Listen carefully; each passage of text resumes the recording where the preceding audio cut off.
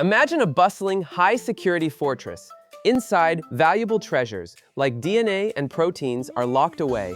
How does the fortress keep safe while still getting food and kicking out trash? It relies on its gatekeeper, the cell membrane, also known as the plasma membrane. Every cell is wrapped in this ultra-thin, flexible skin. But it isn't just a plastic wrap.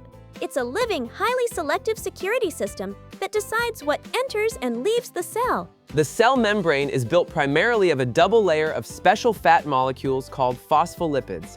They have a unique personality. The outer heads love water and face outward toward the fluid inside and outside the cell, known as hydrophilic. While the inner tails hate water and point inward, hiding from it. This is hydrophobic. Because of this double layer setup, the membrane is selectively permeable. This means small, uncharged things, like oxygen and carbon dioxide, slip right through. But large or charged things, like sugar and ions, need a VIP pass, protein channels, to get across. Two main ways to travel.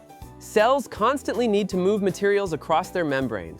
They do this using two main strategies. Passive transport, lazy travel, and active transport, heavy lifting. Passive transport, no energy required. Think of this like floating downstream on a raft. Things naturally move from an area of high concentration to an area of low concentration until they are balanced out. Simple diffusion is when small molecules like oxygen slip right through the membrane from where they are crowded to where they aren't. Specifically the diffusion of water, called osmosis, across a membrane.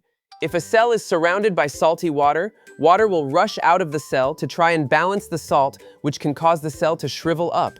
And facilitated diffusion is when molecules that are too big, like glucose, use protein doors or channels to slide through without using any cell energy. Active transport, energy required. Think of this like hiking up a mountain or pushing a boulder uphill. Sometimes a cell needs to cram more of a substance inside, even if there is already a lot of it there. To do this, the cell uses ATP, our friend from the mitochondria, to power protein pumps that forcefully shove molecules from low concentration to high concentration. Fun fact, have you ever wondered why drinking ocean water makes you even thirstier? It comes down to osmosis.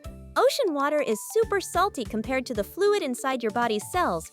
When you drink it, water rushes out of your cells via osmosis to try and balance the high salt outside, leaving your cells dehydrated and shrinking. If this helped make biology a little less painful, hit that like button. Subscribe for more science breakdowns. And that's basically it.